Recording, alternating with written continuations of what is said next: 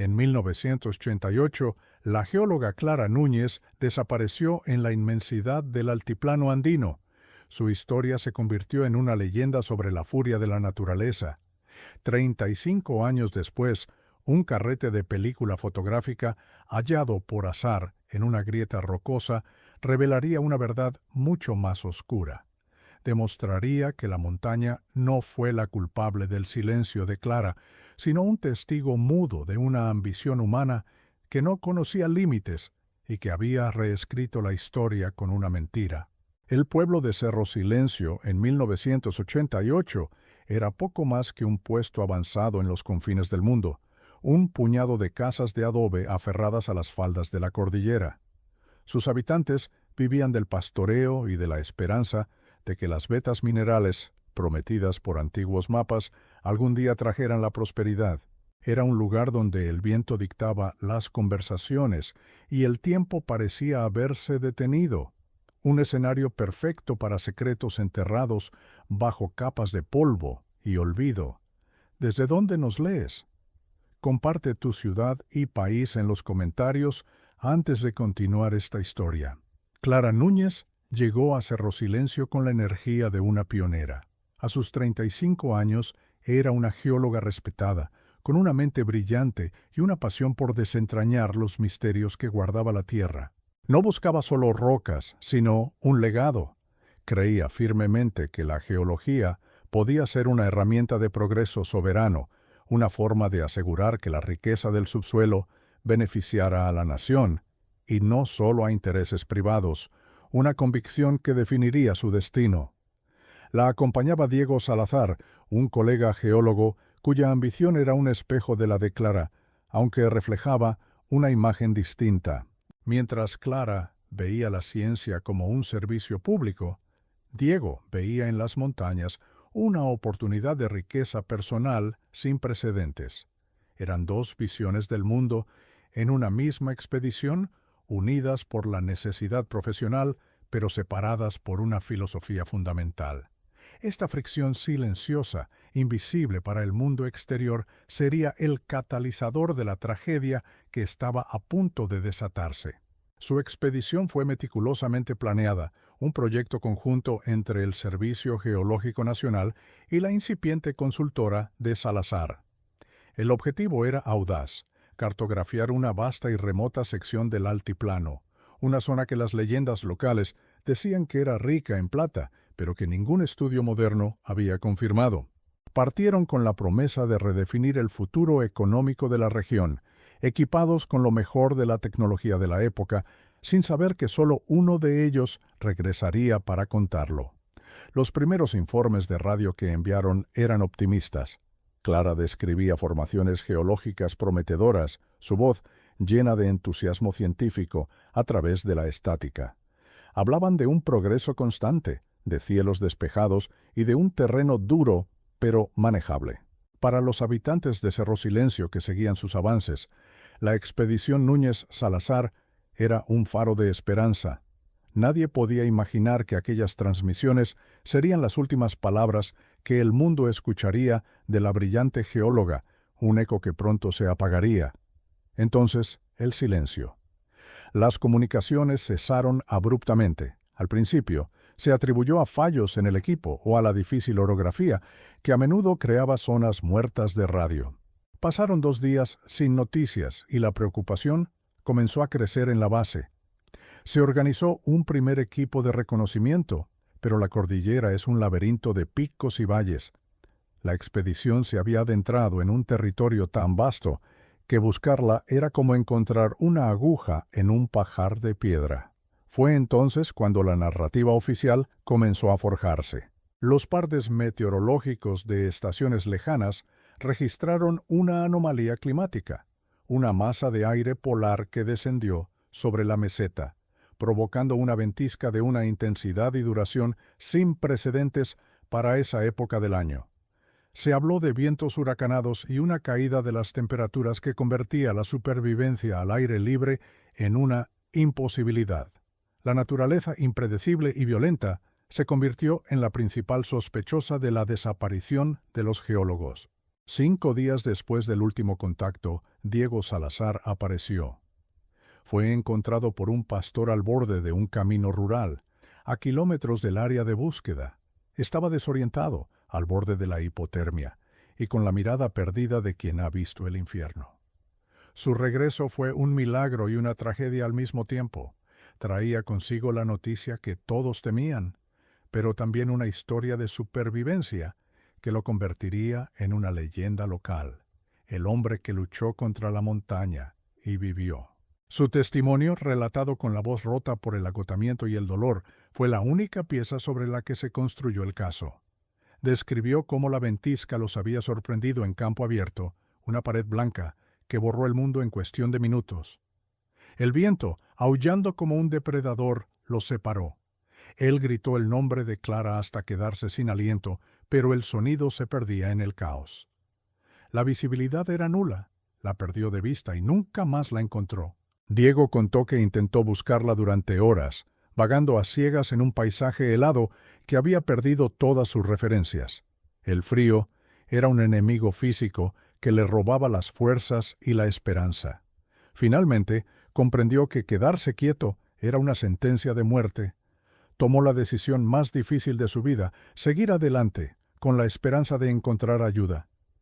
Cada paso que daba para salvarse era un paso que lo alejaba de ella, un tormento que, según él, lo perseguiría siempre.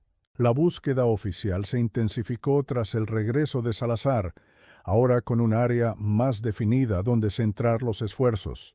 Equipos de rescate de montaña, la Guardia Civil e incluso voluntarios del pueblo peinaron la zona durante semanas, rastrearon cada grieta, cada saliente y cada posible refugio natural. Pero el altiplano, después de la supuesta tormenta, parecía haber sido barrido limpio de cualquier rastro. No encontraron ni una tienda de campaña, ni un piolet, ni una sola huella de Clara Núñez. La ausencia de un cuerpo alimentó las especulaciones iniciales, pero la dureza del entorno ofrecía una explicación sombría. Los rescatistas veteranos sabían que la montaña a menudo se queda con lo que toma. Un cuerpo podría haber caído en una grieta profunda o haber sido enterrado bajo una luz de nieve y rocas para no ser encontrado jamás. La falta de pruebas físicas, paradójicamente, reforzó la versión del accidente. El paisaje mismo se convirtió en cómplice silencioso, guardando el secreto en su vasto y desolado corazón. Sin nuevas pistas y con todos los recursos agotados, la investigación se cerró oficialmente. La causa de la muerte de Clara Núñez fue registrada como desaparición accidental por exposición a los elementos. El informe concluía que, dadas las circunstancias extremas descritas por el único testigo, no había indicios de criminalidad. La burocracia dio por zanjado el asunto, convirtiendo una vida vibrante en un expediente archivado, una estadística más en la larga historia de víctimas reclamadas por la cordillera andina. Para el mundo, la historia estaba completa. Diego Salazar fue aclamado no solo como un superviviente, sino como un héroe trágico. Su dolor parecía auténtico, su relato inquebrantable. Se convirtió en la única autoridad sobre los últimos días de Clara, el guardián de su memoria. Nadie cuestionó su versión porque era la única disponible y, además, era una historia que encajaba perfectamente con la mística peligrosa de la región. La verdad, o lo que se aceptó como tal, quedó sellada por su testimonio. Pero para un niño de 7 años llamado Lucas, la historia nunca tuvo sentido. Su madre no era una víctima anónima de la naturaleza, era el centro de su universo. El concepto de que simplemente había desaparecido, borrada por el viento, era una abstracción cruel e incomprensible. La ausencia de un cuerpo significaba la ausencia de un cierre. Para él, su madre no estaba muerta, sino perdida en un limbo de preguntas sin respuesta, un fantasma que habitaba cada rincón de su infancia. Lucas creció a la sombra de esa ausencia. La historia oficial se repetía en reuniones familiares y conmemoraciones, una letanía que nunca le trajo consuelo. Se convirtió en un niño callado y observador, atormentado por fragmentos de recuerdos, la sonrisa de su madre, el olor de sus libros de geología, la promesa de que volvería pronto de su gran aventura. La narrativa del accidente heroico y la tormenta implacable era un cuento para adultos que no lograba llenar el vacío ensordecedor que ella había dejado. Con el paso de los años, la herida de la comunidad de Cerro Silencio cicatrizó. La tragedia de Clara Núñez se transformó en un mito fundacional. Irónicamente, fue Diego Salazar quien utilizó los mapas y datos de aquella funesta expedición para localizar la veta de plata que Clara había estado tan cerca de encontrar.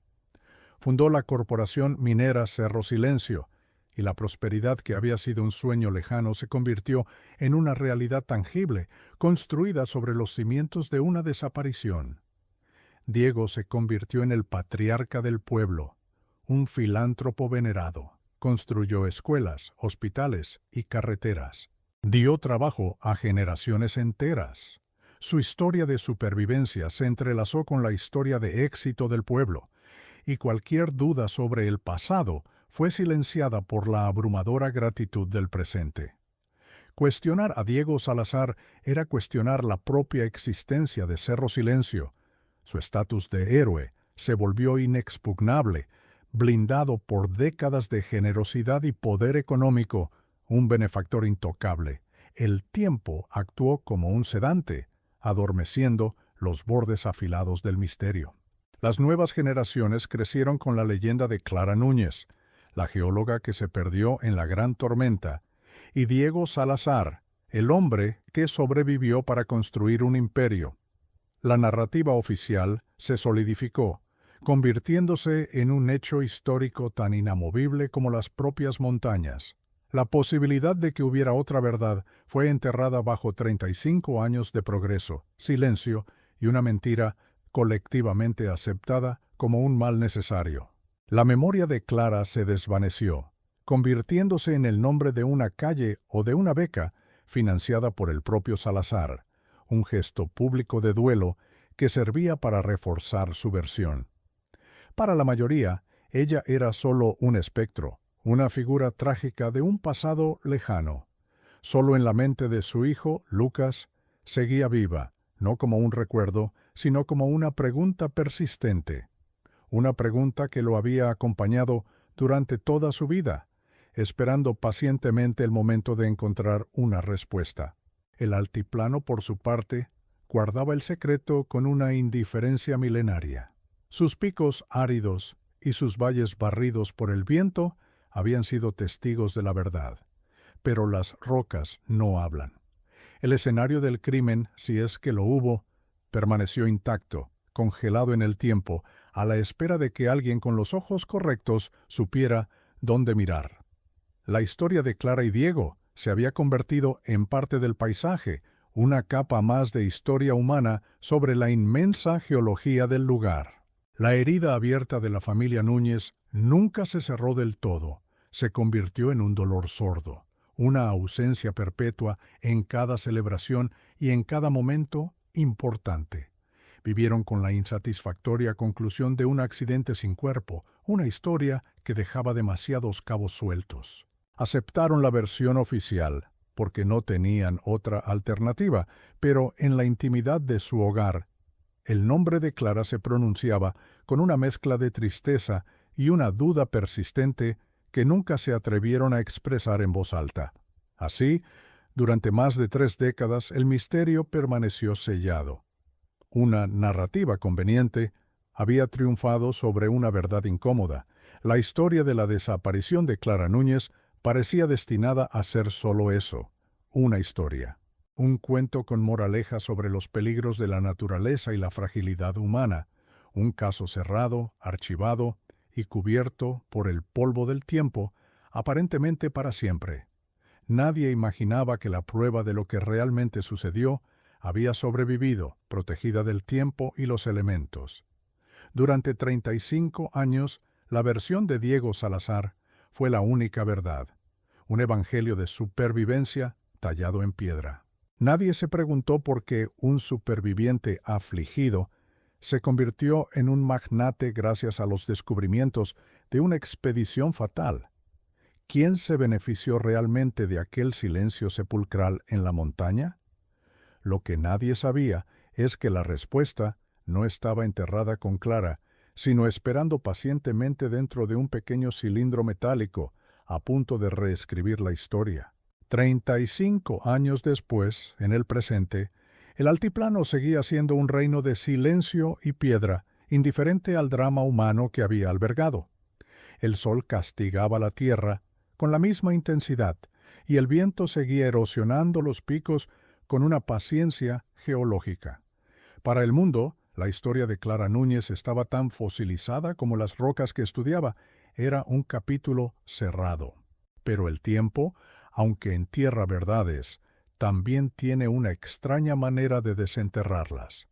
A menudo, a través de las manos más inesperadas y en los lugares más insospechados, esperando el momento justo para quebrar décadas de una paz construida sobre cimientos falsos. El catalizador del cambio llegó de la mano de dos pastores locales, un anciano llamado Tomás y su nieto, que guiaban su rebaño por una ruta poco transitada.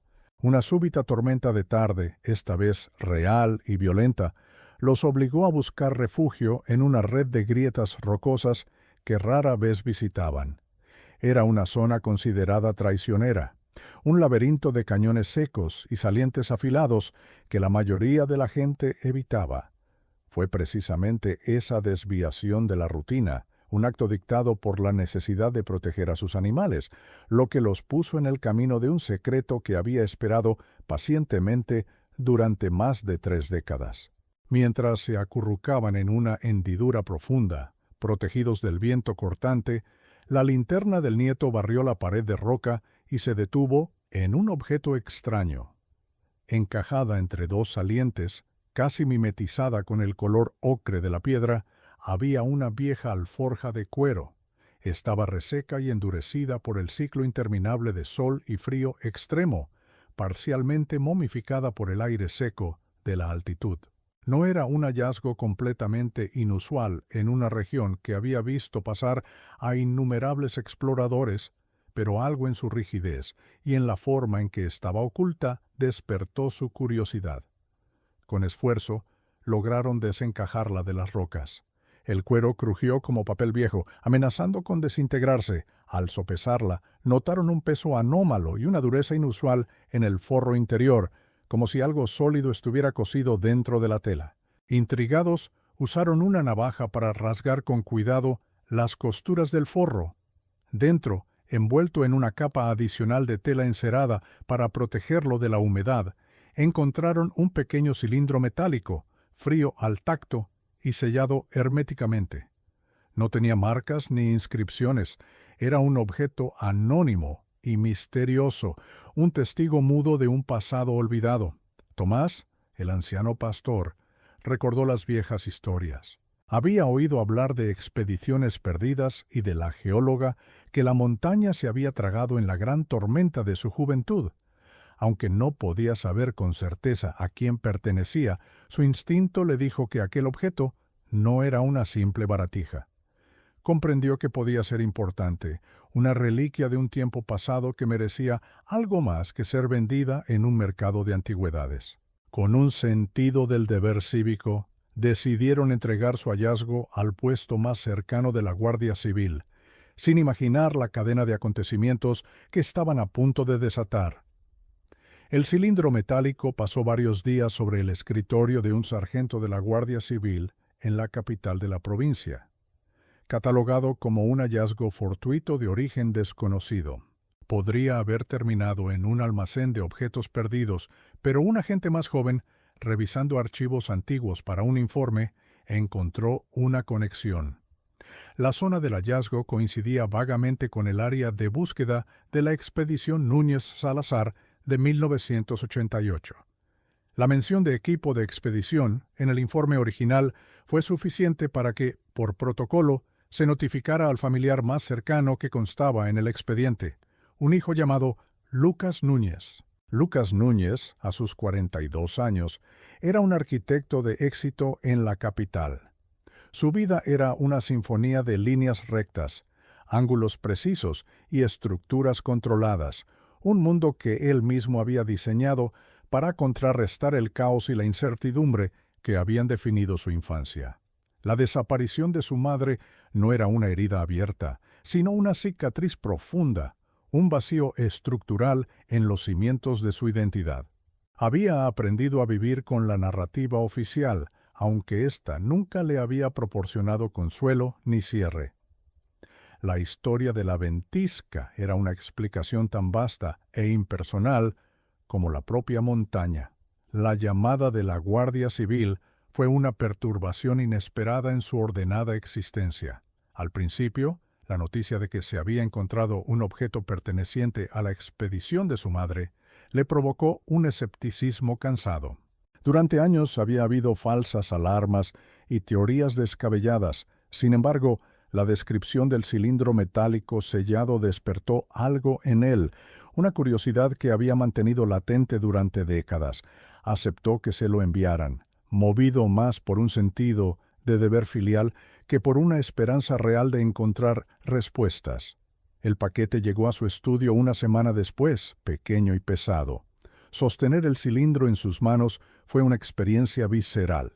Era un objeto tangible que había estado con su madre en sus últimos momentos, un puente físico que cruzaba 35 años de silencio. Era más real que los recuerdos borrosos de un niño de 7 años y más concreto que las historias repetidas en voz baja. Sintió el frío del metal y se preguntó qué secretos podría guardar. Resistió el impulso de forzarlo para abrirlo. Si contenía algo, debía ser recuperado con el máximo cuidado. Contactó a un especialista en restauración de artefactos, un hombre acostumbrado a desvelar los secretos del pasado sin dañarlos. El especialista trabajó con la precisión de un cirujano. En su taller, bajo una luz intensa, utilizó herramientas delicadas para romper el sello de cera y desenroscar la tapa del cilindro. El aire que salió del interior olía a químicos y a tiempo encapsulado. Con unas pinzas extrajo con sumo cuidado el contenido. Un carrete de película fotográfica de 35 milímetros, perfectamente enrollado y en un estado de conservación asombroso. El cilindro impermeable y la tela encerada lo habían protegido de los elementos, creando una cápsula del tiempo perfecta. Lucas sintió un nudo en el estómago. La esperanza, un sentimiento que creía haber perdido, regresó con una fuerza abrumadora. Encontrar un laboratorio capaz de revelar un negativo tan antiguo y valioso no fue tarea fácil. Lucas lo confió a un artesano de la fotografía, un anciano que todavía trabajaba con procesos analógicos. La espera durante el revelado fue una tortura. Cada hora que pasaba estiraba sus nervios al límite. ¿Qué mostrarían las imágenes? ¿Serían simples paisajes, notas visuales de su trabajo geológico o contendrían algo más? Se preparó para la decepción, para descubrir que el carrete no era más que un registro mundano de una expedición, pero en el fondo de su corazón una voz le decía que estaba a punto de enfrentarse a la verdad. Cuando finalmente recibió las fotografías impresas, las extendió sobre la mesa de su estudio. La primera imagen fue un golpe directo a la mentira que había definido su vida. Mostraba a su madre, Clara Núñez, sonriendo a la cámara, con el pelo alborotado por una brisa suave. Detrás de ella, el cielo del altiplano era de un azul intenso y despejado, sin una sola nube que presagiara una tormenta. Estaba señalando una formación rocosa. Su expresión era de pura fascinación científica. No había ventisca, no había mal tiempo. La narrativa oficial se desmoronó con esa primera fotografía. La segunda y tercera imagen continuaban la secuencia bajo el mismo sol radiante. Clara aparecía junto a Diego Salazar, ambos examinando un mapa extendido sobre el capó de su vehículo. Las fotografías eran profesionales, documentando el progreso de su trabajo. Pero a medida que Lucas avanzaba en la pila de impresiones, Notó un cambio sutil en el ambiente. Las sonrisas profesionales desaparecieron, reemplazadas por expresiones de tensión. La luz del día seguía siendo perfecta, pero la atmósfera entre los dos geólogos se había oscurecido visiblemente, como si una tormenta invisible se estuviera gestando entre ellos.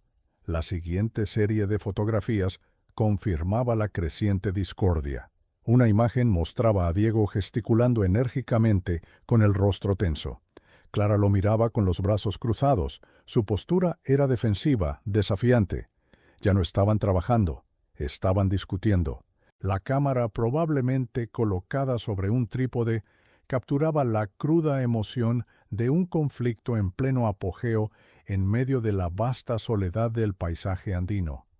Era la prueba irrefutable de que algo había ido terriblemente mal en la expedición, y no tenía nada que ver con el clima. La mentira de Diego empezaba a tener grietas. Entonces, la secuencia se volvió caótica y aterradora. La siguiente foto era un primer plano borroso del rostro de Diego Salazar, pero no del hombre que Lucas conocía de las noticias y los actos benéficos. Este era el rostro de un hombre mucho más joven, desfigurado por una rabia pura y violenta. Sus ojos estaban desorbitados, la boca abierta en lo que parecía ser un grito.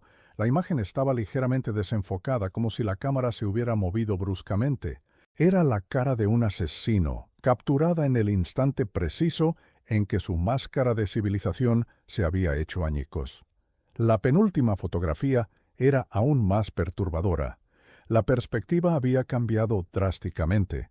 Estaba tomada desde un ángulo bajo y caótico, como si la cámara estuviera cayendo. En el borde del encuadre se veía una mano extendida, la mano de una mujer, la de su madre, intentando desesperadamente alcanzar la cámara o protegerse. Era un fragmento de movimiento congelado, un testimonio visual de una lucha violenta. La imagen transmitía una sensación de pánico y desesperación que helaba la sangre. Era el último acto de resistencia de Clara, documentado por su propia herramienta de trabajo. El último fotograma era el más desolador de todos. La imagen estaba torcida, mostrando un trozo de cielo azul y la silueta oscura de un saliente rocoso. Era la vista que alguien tendría desde el suelo, mirando hacia arriba después de haber caído. Era la última imagen que la cámara de Clara Núñez había capturado antes de que todo terminara. El silencio de esa fotografía final era ensordecedor. Contaba toda la historia. No hubo tormenta, hubo una discusión, una agresión y una caída. No fue un accidente, fue un asesinato. Lucas se quedó mirando las fotografías durante horas, mientras la verdad se asentaba en su mente como una losa de granito. El dolor que sintió fue agudo y profundo, un duelo renovado por la madre que le habían arrebatado, pero junto al dolor creció una nueva emoción, una rabia fría y decidida. Durante 35 años, un hombre había construido un imperio sobre la tumba sin marcar de su madre y sobre una mentira que había envenenado la memoria de toda una comunidad. La historia oficial no solo era falsa, era un encubrimiento deliberado y cruel. Armado con la prueba irrefutable, Lucas sintió que el propósito de su vida cambiaba. Él ya no era solo un arquitecto que construía edificios, ahora tenía que deconstruir una mentira y construir un caso para la justicia. El fantasma que lo había perseguido durante toda su vida finalmente tenía un rostro y una historia. Su madre no había sido una víctima pasiva de la naturaleza, sino una mujer valiente que luchó hasta el final.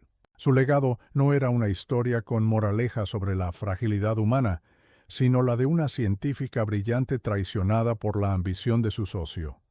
Al día siguiente, con las fotografías guardadas en un maletín, Lucas Núñez se presentó en la Fiscalía Provincial. Expuso las imágenes sobre la mesa del fiscal, una a una, creando una cronología visual que demolía por completo el informe oficial de 1988. La evidencia era tan clara, tan condenatoria, que no dejaba lugar a dudas. El caso de la desaparición de Clara Núñez, archivado y cubierto de polvo durante 35 años, fue reabierto oficialmente esa misma tarde, ahora bajo una nueva y sombría clasificación, investigación por homicidio. El fiscal le asignó a un joven y escéptico subinspector de la Policía Judicial para que lo ayudara, advirtiéndole de la batalla que tenía por delante. Diego Salazar no era solo un hombre, era una institución, el patriarca venerado de Cerro Silencio, protegido por una fortuna inmensa y décadas de buena voluntad fabricada. Cuestionar su historia era como intentar derribar una montaña con las manos. Pero Lucas ya no sentía miedo. La verdad estaba de su lado, contenida en aquellas imágenes fantasmales reveladas por la luz. La reapertura del caso envió ondas de choque a través de la pequeña comunidad de Cerro Silencio. La noticia se extendió como un reguero de pólvora, dividiendo a la gente entre la lealtad a su benefactor y la inquietante posibilidad de que su prosperidad estuviera manchada de sangre. Para muchos, Lucas era un extraño que venía a perturbar la paz, un hijo resentido que buscaba profanar la memoria de un héroe. No entendían que él no buscaba venganza, sino algo mucho más fundamental: la restitución de la verdad y el honor de su madre. Diego Salazar, ahora un anciano de 75 años con apariencia de venerable filántropo, emitió un comunicado a través de sus abogados. Expresó su profunda tristeza por el dolor de Lucas, pero calificó las fotografías como ambiguas y sacadas de un contexto trágico. Sugirió que la caída de Clara podría haber ocurrido durante la confusión previa a la tormenta, una historia que intentaba desesperadamente remendar la narrativa rota. Pero la ausencia total de la ventisca en las fotos era un hecho que no podía explicar. La primera grieta en su armadura había aparecido. Lucas sabía que las fotografías eran solo el comienzo. Eran la llave que había abierto la puerta, pero para cruzarla y llegar a la justicia necesitaría más. Tendría que regresar a Cerro Silencio, al corazón del imperio de Salazar, y buscar las piezas que faltaban del puzzle. Necesitaba encontrar el móvil del crimen, algo que explicara por qué una discusión sobre geología había escalado hasta convertirse en un asesinato a sangre fría. La respuesta, intuía, no estaba en las fotos, sino en los documentos que su madre había creado. El viaje de regreso al altiplano sería un descenso a los infiernos de su propio pasado y al oscuro secreto sobre el que se había fundado todo un pueblo. Se enfrentaría a un muro de silencio, hostilidad y poder.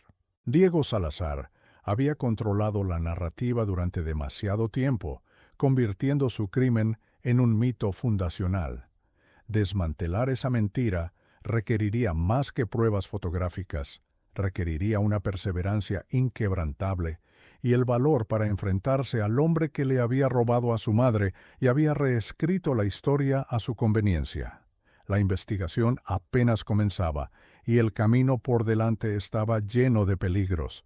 Lucas estaba solo, un arquitecto luchando contra un gigante, armado únicamente con un puñado de fotografías y una convicción inquebrantable. El sistema legal, la opinión pública y el poder económico estaban en su contra. El hombre al que acusaba era visto como un santo, un pilar de la comunidad. Demostrar su culpabilidad después de tanto tiempo parecía una tarea casi imposible, una batalla contra el tiempo mismo y la memoria colectiva. El pueblo de Cerro Silencio se preparaba para la tormenta que se avecinaba, una tormenta no de nieve y viento, sino de revelaciones y verdades incómodas. La figura de Clara Núñez, antes un espectro lejano, regresaba con fuerza para reclamar su historia. Su hijo, el niño que había crecido a la sombra de su ausencia, era ahora el portador de su voz, decidido a que el mundo finalmente escuchara lo que realmente sucedió en aquella montaña, en aquel día soleado y fatal de 1988. La maquinaria de la justicia, lenta y oxidada por décadas de inacción, comenzaba a moverse. El descubrimiento fortuito de los pastores había puesto en marcha un mecanismo imparable. El cilindro metálico no solo contenía un carrete de película, contenía la promesa de una justicia largamente demorada. Era la primera pieza de evidencia tangible que contradecía la historia que había permitido a un asesino vivir como un héroe. Una historia que estaba a punto de ser demolida, fotograma a fotograma.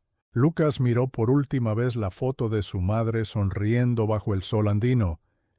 Ya no veía a una víctima trágica, sino a una luchadora.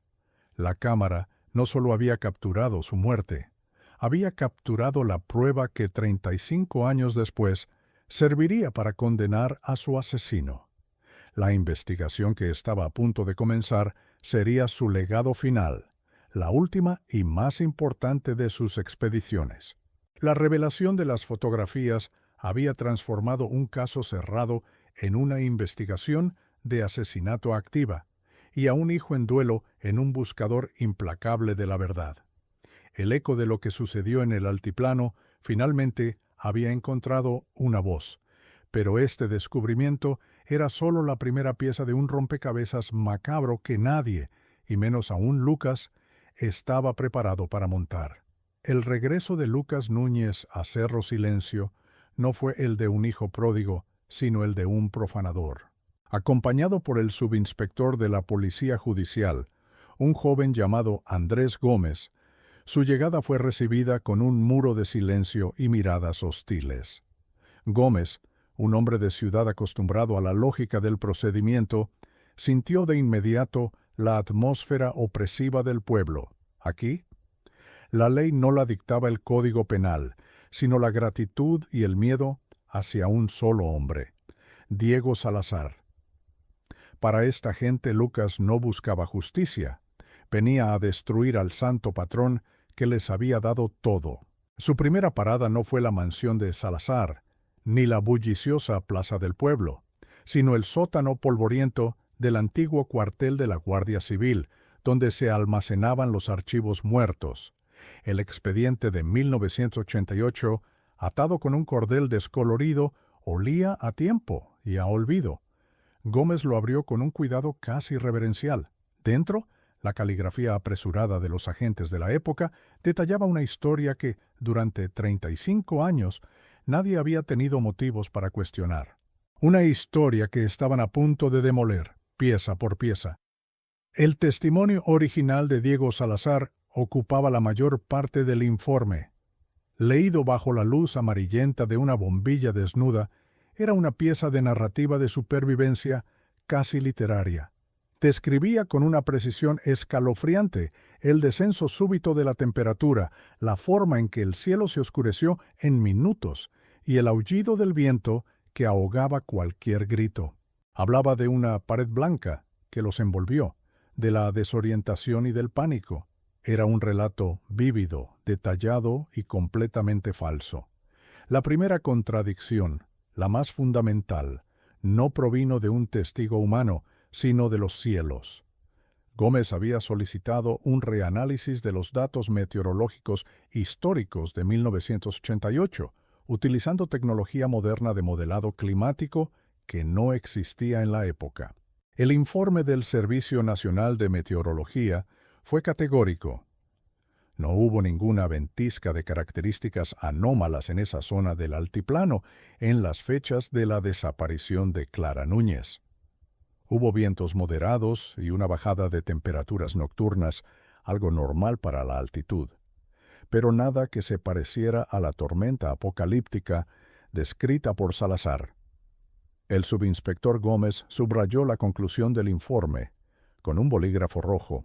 La base sobre la que se construyó toda la narrativa oficial, el pilar central de la historia de Diego, era una invención. La naturaleza no había sido la asesina, había sido la coartada perfecta. ¿Cómo podía un hombre recordar con tanto detalle una tormenta que nunca existió? La pregunta quedó flotando en el aire viciado del archivo, cargada de implicaciones siniestras. El héroe de Cerro Silencio no era solo un superviviente, era un mentiroso. Con la coartada de la tormenta pulverizada, Lucas y Gómez reexaminaron los informes de los equipos de búsqueda originales. encontraron una nota marginal de uno de los rescatistas, un sargento veterano ya fallecido. Mencionaba que el equipo encontrado en el campamento base abandonado, que Diego había identificado, estaba extrañamente ordenado para haber sido abandonado en medio de una ventisca.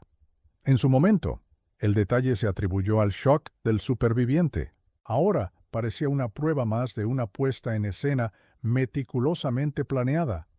El siguiente paso era encontrar a los testigos que aún vivían, aquellos cuyas memorias se habían solidificado en torno a la leyenda oficial. Localizaron a Tomás, el pastor que encontró la alforja. El anciano, con la piel curtida por décadas de sol andino, los recibió con desconfianza en su humilde casa de adobe. Su memoria era un tapiz de recuerdos deshilachados, pero recordó algo que en 1988 le pareció irrelevante. El día que Diego Salazar fue encontrado, él pastoreaba no muy lejos de la zona. Recordaba el cielo. Estaba despejado. Un azul que dolía en los ojos, dijo. Luego entrevistaron a un antiguo miembro de la Guardia Civil, ahora un jubilado que regentaba una pequeña tienda en el pueblo. El hombre, leal a Salazar por los beneficios que la mina había traído a su familia, se mostró reacio a hablar. Sin embargo, ante la insistencia de Gómez y la evidencia del informe meteorológico, su fachada de lealtad se agrietó. Admitió que siempre le había extrañado el estado físico de Diego. Para alguien que supuestamente había vagado durante 5 días en una ventisca infernal, sus botas apenas tenían barro y su ropa, aunque rasgada, estaba relativamente limpia. Cada nueva pieza de información era un martillazo contra la estatua del héroe local. La historia de Diego no solo era falsa, sino que estaba llena de agujeros que en su día fueron convenientemente ignorados. La comunidad había preferido la comodidad de un relato heroico a la incómoda verdad de las inconsistencias. Habían aceptado la mentira porque la alternativa era demasiado oscura para contemplarla, y porque el mentiroso les estaba construyendo un futuro próspero. La noticia de la nueva investigación y de las entrevistas se extendió por Cerro Silencio como un virus. Diego Salazar, que hasta entonces había permanecido en un silencio digno desde su mansión en la colina, se vio obligado a reaccionar. Concedió una entrevista exclusiva al canal de Noticias Nacional, presentándose no como un sospechoso, sino como una víctima revictimizada por el dolor de un hijo confundido. Su aspecto era el de un patriarca venerable. Su voz, aunque envejecida, conservaba la autoridad de siempre. En la entrevista, Salazar no negó la autenticidad de las fotografías. En cambio, intentó tejerlas dentro de su narrativa fraudulenta. Afirmó que las imágenes fueron tomadas horas antes de que la tormenta impredecible los golpeara. La discusión que mostraban, dijo con una tristeza ensayada, fue un desacuerdo profesional sobre la ruta a seguir, magnificado por el estrés de la expedición. Era una explicación plausible para quien no conociera los hechos, un intento desesperado de remendar una red rota. Pero cometió un error crucial. Al describir la supuesta discusión, dijo, Clara era terca, quería registrar el hallazgo principal a nombre del Estado, sin considerar las enormes inversiones privadas que yo había conseguido. Era una idealista. Con esa frase, sin darse cuenta, proporcionó a los investigadores lo que más necesitaban, el contorno de un móvil. No era una simple discusión sobre una ruta, era una disputa sobre la propiedad de un descubrimiento multimillonario. Lucas sintió un escalofrío al escuchar esas palabras. El hallazgo principal. Diego había afirmado en 1988 que apenas habían comenzado las prospecciones y que los descubrimientos importantes los había hecho él, años después, basándose en los datos fragmentarios que sobrevivieron. Estaba contradiciendo su propio testimonio de hacía 35 años. La máscara del filántropo se había deslizado, revelando por un instante la codicia que había impulsado el crimen. Armados con esta nueva pista, Lucas y Gómez centraron su atención en los archivos geológicos nacionales. Si Clara era tan meticulosa como todos decían, tenía que haber enviado informes de progreso antes de su última incursión. Pasaron días revisando cajas de documentos técnicos, mapas topográficos y correspondencia interna de finales de los 80. La burocracia había sido su aliada, preservando documentos que Diego creía perdidos para siempre, y entonces lo encontraron. Un sobre con el membrete del Servicio Geológico, fechado 2 días antes de la última comunicación de Clara. Dentro había un informe preliminar enviado por radio y transcrito por un funcionario. La transcripción era un texto técnico y árido, pero su contenido era una bomba. Clara Núñez describía con una precisión asombrosa la localización y la estimación del tamaño de una veta de plata de una pureza excepcional. Era el mismo yacimiento sobre el que Diego Salazar había construido su imperio. El informe no dejaba lugar a dudas. El descubrimiento fue exclusivamente de Clara. Su análisis, sus cálculos y su intuición como geóloga la habían llevado hasta allí. Diego era su socio logístico, el hombre que aportaba el capital privado, pero el cerebro científico era ella. La historia de que él había encontrado la veta años después era la mentira fundacional de la corporación minera Cerro Silencio. No fue un descubridor, fue un ladrón. Junto a la transcripción había una nota personal de Clara dirigida a su superior. En ella expresaba su firme convicción de que un hallazgo de tal magnitud debía ser considerado un recurso estratégico nacional, gestionado por el Estado para el beneficio público. Mencionaba su creciente preocupación por la ambición desmedida de su socio, Diego Salazar, y su intención de registrar formalmente el descubrimiento bajo control estatal a su regreso. El móvil del crimen quedó expuesto con una claridad brutal. No fue un arrebato de ira durante una discusión. Fue un asesinato a sangre fría, calculado y motivado por la codicia. Diego Salazar se enfrentó a una elección: permitir que Clara registrara el hallazgo para el Estado, dejándolo con una participación minoritaria, o eliminarla y reclamar el descubrimiento y los miles de millones que valía para sí mismo. Su decisión había dado forma a los siguientes 35 años. Gómez redactó un informe detallado conectando cada punto: la tormenta inventada, las inconsistencias en el testimonio del superviviente, las declaraciones de los testigos olvidados, la confesión involuntaria de Salazar en televisión y, finalmente, la prueba documental de que el móvil del asesinato era el robo del mayor descubrimiento geológico de la historia reciente del país. El caso contra Diego Salazar ya no era circunstancial, era una montaña de pruebas. Sin embargo, el equipo legal de Salazar, uno de los más caros del país, ya estaba trabajando para desacreditar cada pieza de evidencia.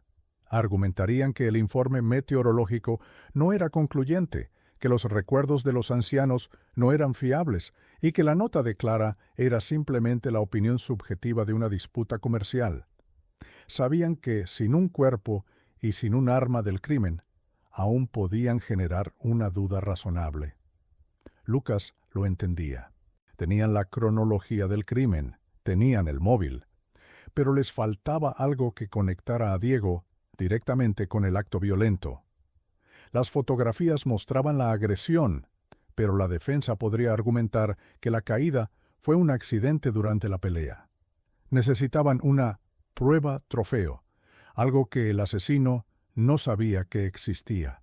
Una voz de la víctima desde la tumba que narrara sus últimos momentos de forma irrefutable. La investigación se había transformado en una caza. Ya no se trataba solo de desmentir una mentira, sino de encontrar la pieza final del rompecabezas. Lucas se obsesionó con los mapas de su madre, los mismos que había encontrado en los archivos. Estudió las fotografías del carrete, comparando las formaciones rocosas del fondo con las anotaciones topográficas de Clara. Si había un último secreto que revelar, estaría allí, en el lugar exacto donde ella había muerto. El subinspector Gómez, inicialmente escéptico, ahora estaba completamente convencido. Veía en Lucas no a un hijo vengativo, sino a un meticuloso investigador impulsado por una necesidad visceral de verdad. Consiguió una orden judicial para acceder a los mapas originales de la expedición, aquellos que Diego Salazar había guardado en la caja fuerte de su corporación durante más de 3 décadas. La confrontación final se acercaba.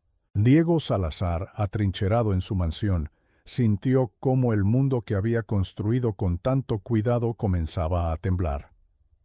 Las grietas en su fachada ya no eran fisuras, eran abismos que amenazaban con tragárselo. Durante 35 años había controlado la historia. Ahora la historia, impulsada por un hijo que se negaba a olvidar, venía a reclamarle. La paranoia se instaló en Cerro Silencio. Los vecinos se miraban con recelo. ¿Quiénes sabían la verdad? ¿Quiénes habían sospechado y callado, comprados por la prosperidad? La investigación de Lucas no solo estaba desenterrando un asesinato, sino también la complicidad silenciosa de toda una comunidad que había elegido creer en un cuento de hadas rentable. La presión sobre la fiscalía era inmensa. Tenían a un sospechoso que era una leyenda viviente y un pilar de la economía regional. Acusarlo formalmente sin una prueba irrefutable sería un suicidio político y profesional. El fiscal le dio a Gómez un ultimátum: encuentre algo más, algo que ningún jurado pueda ignorar, o el caso podría estancarse para siempre en un limbo legal. Lucas sabía dónde buscar. Las últimas fotografías de su madre no solo mostraban su asesinato, sino que también proporcionaban un mapa. El ángulo de la última foto, la que fue tomada desde el suelo mirando hacia el cielo, era una coordenada precisa. La silueta de la roca contra el cielo era una firma geológica única. Solo necesitaba encontrar ese lugar exacto. Se preparó para regresar a la montaña, no como un niño en duelo, sino como el ejecutor del legado de su madre.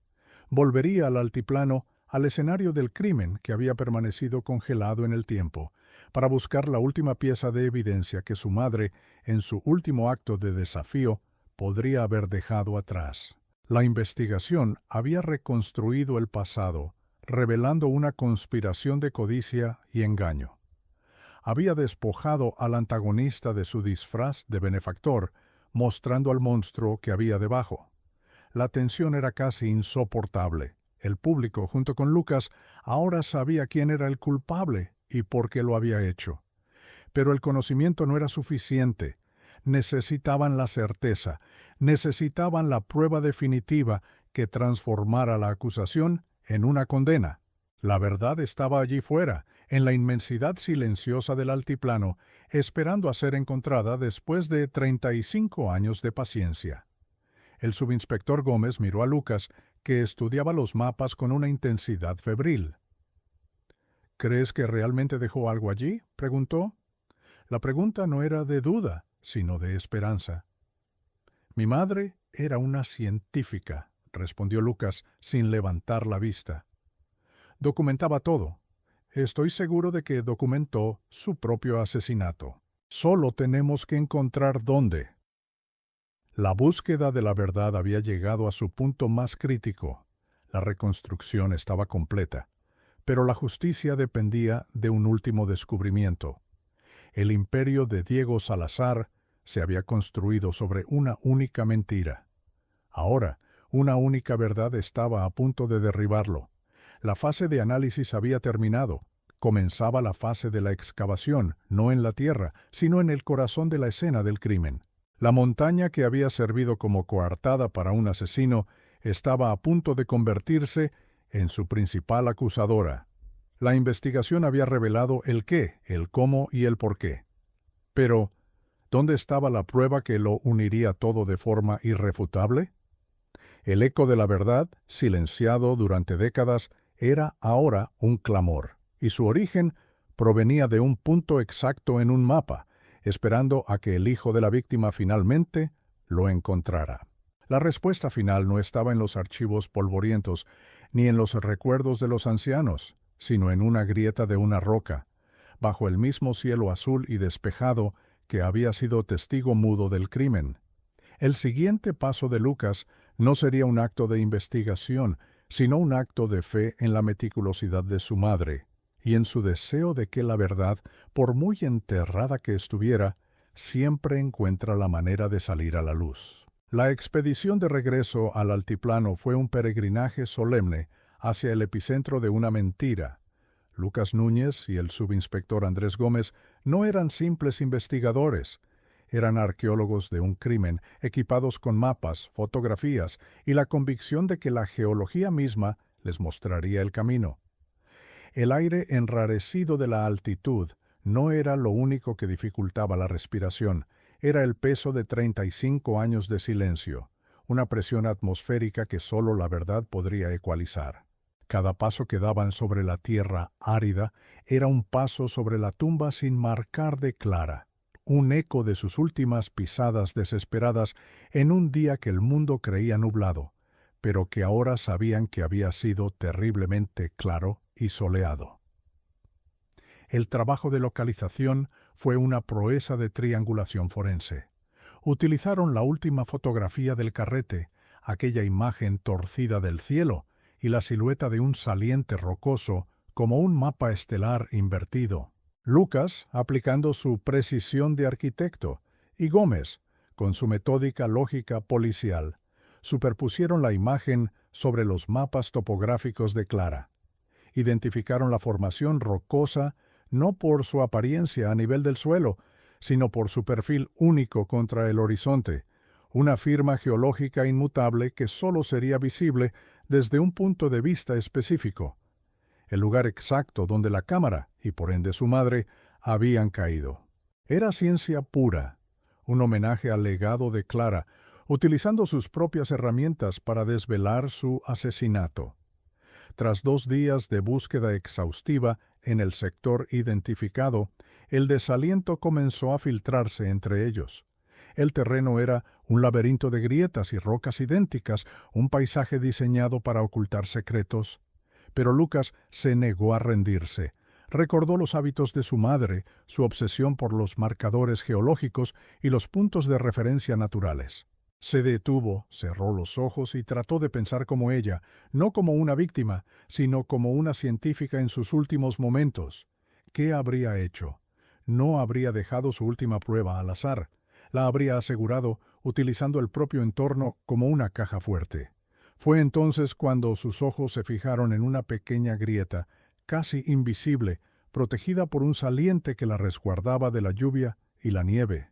El acceso a la grieta era difícil, requiriendo que se deslizaran en un espacio angosto y claustrofóbico. Dentro, la temperatura era notablemente más fría, y el silencio, absoluto. La linterna de Gómez barrió la roca desnuda hasta que Lucas le pidió que se detuviera. Había algo. No era natural. Una pequeña pila de piedras sueltas, dispuestas de una manera que desafiaba la lógica de la erosión. Parecía un pequeño túmulo deliberado, un marcador discreto que solo alguien que supiera qué buscar podría identificar. Con manos temblorosas, Lucas comenzó a retirar las piedras una por una, sintiendo que estaba a punto de profanar un santuario, el último refugio del secreto de su madre. Debajo de las piedras, envuelto en varias capas de tela encerada que se deshacía al tacto, había un objeto rectangular. Era el diario de campo de Clara Núñez, con sus tapas de cuero endurecidas y deformadas por el tiempo, pero intacto. El aire pareció abandonar los pulmones de Lucas. Sostenerlo era como sostener la mano de su madre a través del abismo de los años. Era la prueba trofeo, el eslabón perdido, la voz que Diego Salazar creyó haber silenciado para siempre. Con un cuidado infinito lo sacó de la grieta y lo llevó a la luz del sol andino, el mismo sol que había sido testigo de todo. Abrieron el diario con la reverencia de quien abre un libro sagrado. Las primeras páginas estaban llenas de la caligrafía precisa y elegante de Clara. Datos, observaciones geológicas, dibujos de formaciones rocosas. Era un testamento de su mente brillante y su pasión por la tierra. Lucas leyó pasajes al azar, reconociendo el lenguaje de su infancia, el vocabulario científico que llenaba su casa. Cada palabra era una flecha de dolor y orgullo. Estaba leyendo el alma de su madre, preservada en tinta sobre papel, mientras el viento del altiplano susurraba a su alrededor, como si finalmente se le permitiera contar la historia que había guardado. Llegaron a la última página. La caligrafía había cambiado drásticamente. Ya no era la escritura controlada de una científica, sino los trazos apresurados y dentados de alguien escribiendo bajo una presión extrema, con el pulso acelerado por el miedo y la adrenalina. Las palabras parecían arañadas sobre el papel, una última erupción de voluntad antes del fin. Lucas respiró hondo, preparándose para el impacto de las últimas palabras que su madre escribió.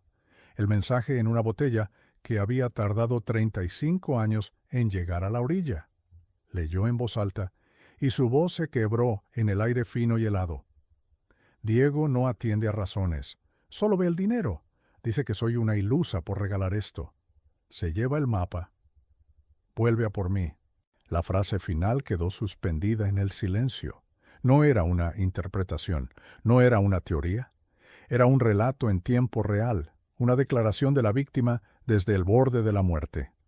Vuelve a por mí. Esas 4 palabras transformaron la escena de una discusión a la premeditación de un asesinato. Diego no la empujó en un arrebato, la dejó, se llevó la prueba de su descubrimiento y regresó para asegurarse de que ella no pudiera hablar nunca más. El regreso a Cerro Silencio fue diferente. Ya no eran 2 investigadores persiguiendo una sombra, eran los portadores de una sentencia.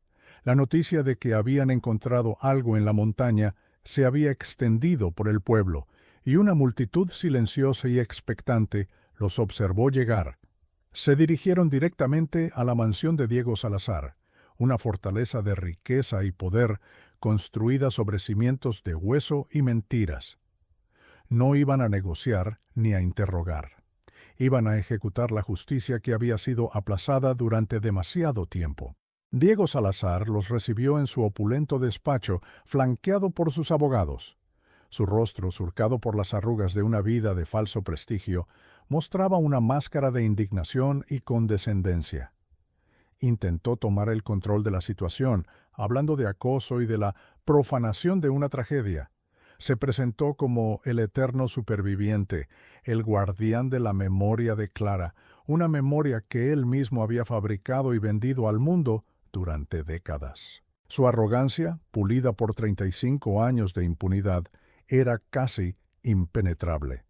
El subinspector Gómez comenzó el procedimiento de manera formal, exponiendo la cadena de pruebas, el informe meteorológico que desmentía la tormenta, el testimonio del pastor que recordaba un cielo despejado, los informes geológicos originales que probaban que el descubrimiento era de Clara. Los abogados de Salazar rebatían cada punto con jerga legal, creando una cortina de humo de duda razonable y evidencia circunstancial. Diego observaba seguro en su trono de mentiras, creyendo que su historia era demasiado grande para caer. Entonces, Lucas dio un paso al frente. No habló. Simplemente colocó el diario de campo de tapas de cuero sobre la inmensa mesa de caoba pulida que los separaba. El objeto, humilde y desgastado por el tiempo, pareció absorber toda la luz y el sonido de la habitación. El rostro de Diego Salazar cambió. Un atisbo de reconocimiento, de pánico primordial, cruzó sus ojos antes de que su máscara de compostura volviera a su sitio. Por primera vez en 35 años, el fantasma de Clara Núñez estaba físicamente en la misma habitación que su asesino. Con un silencio deliberado, Lucas abrió el diario por la última página y lo giró para que Diego pudiera ver la caligrafía frenética de su víctima. Luego, con una voz firme, cargada con el peso de toda una vida de ausencia, leyó la última entrada. No se la leyó a los abogados ni al subinspector. Se la leyó directamente a él, cada palabra un martillazo contra la fachada que había mantenido durante más de la mitad de su vida. Diego no atiende a razones, solo ve el dinero. El impacto de las palabras fue sísmico. La negación se evaporó del rostro de Diego. El color desapareció de su piel.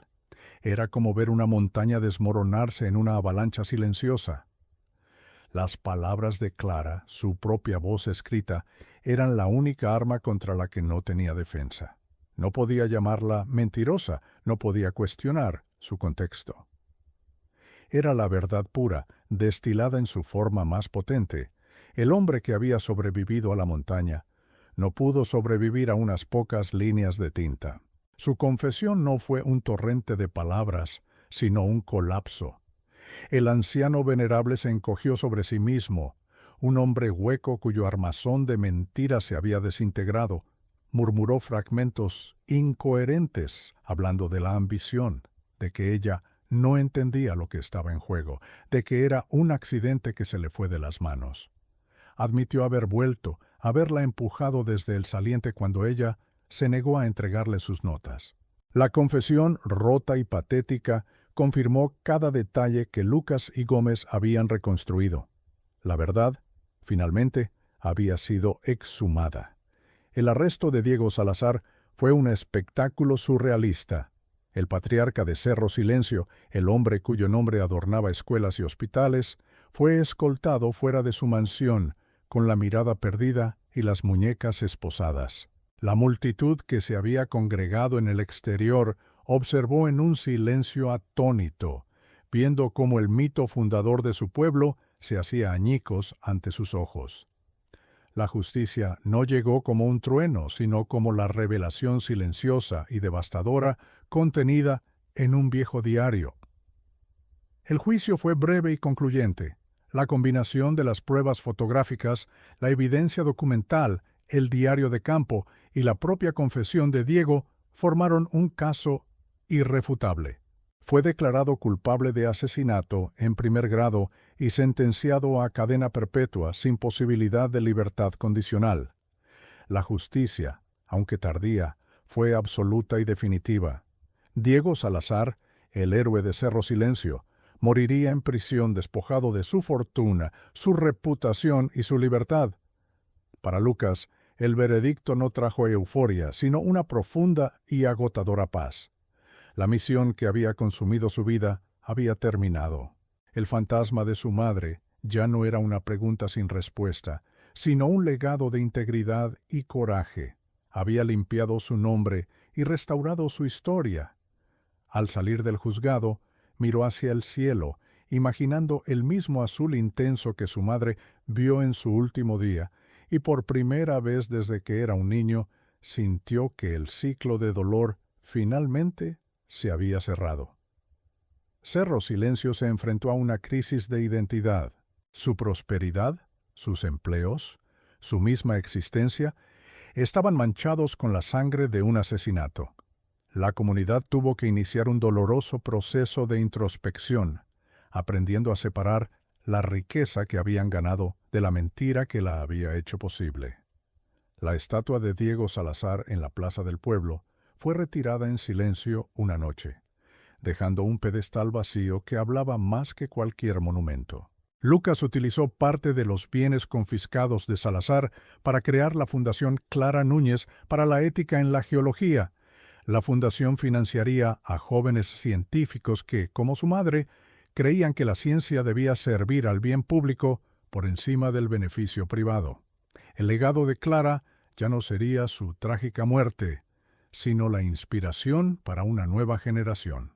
Su nombre, que una vez fue sinónimo de una leyenda de advertencia, se convirtió en un símbolo de integridad científica y verdad inquebrantable. En un acto final de cierre, Lucas regresó solo al altiplano, no al lugar del asesinato, sino a un mirador tranquilo con vistas a la cordillera. Llevaba consigo una pequeña placa de bronce con el nombre de su madre y sus fechas. No era una tumba, sino un memorial. La colocó en una roca que miraba hacia el este, hacia el sol naciente. Ya no necesitaba un cuerpo para llorar. Tenía su historia, completa y verdadera. La montaña no se había llevado a su madre, simplemente había guardado la prueba de su valor. El eco de lo sucedido en 1988 finalmente se había desvanecido, reemplazado por la resonancia clara de la verdad. La historia de Clara Núñez ya no era un misterio de desaparición, sino un testimonio del poder de la perseverancia.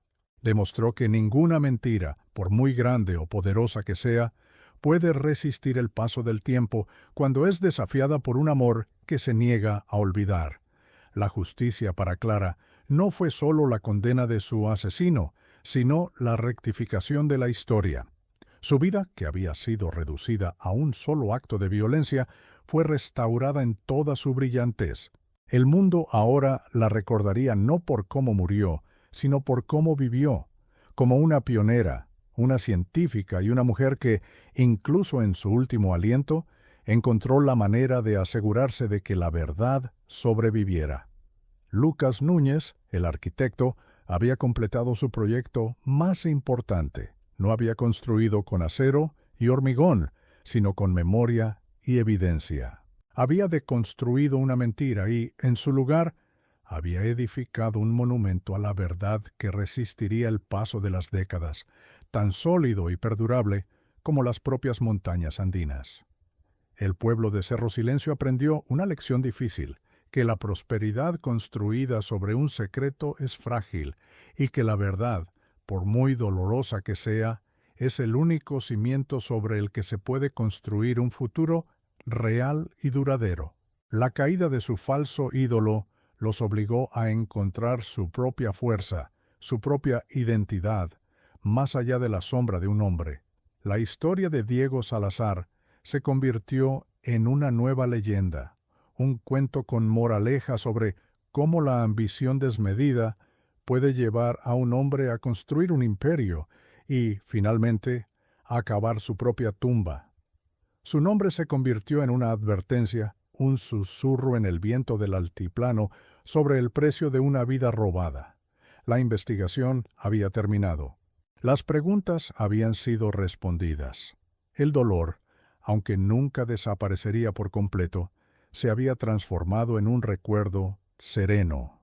La aceptación de una pérdida que ahora podía ser llorada con dignidad y con la verdad como bálsamo. Lucas observó cómo el sol se ponía sobre la cordillera pintando los picos de colores cálidos. El mundo seguía girando, pero algo fundamental había cambiado. Un error en la historia del mundo había sido corregido. La justicia, a veces, no es un acto ruidoso, sino la simple y tranquila restauración del orden correcto de las cosas. El diario de Clara fue donado al Museo Nacional de Ciencias, expuesto como un artefacto de coraje. Su última entrada, ahora famosa, se convirtió en un símbolo para todos aquellos que luchan por la verdad contra un poder abrumador, un recordatorio de que la tinta puede ser más fuerte que la piedra. La paz que Lucas encontró no era la del olvido, sino la de la comprensión. Comprendió que su madre nunca lo había abandonado realmente. Le había dejado un mapa, no solo hacia un asesino, sino hacia la versión más fuerte y decidida de sí mismo.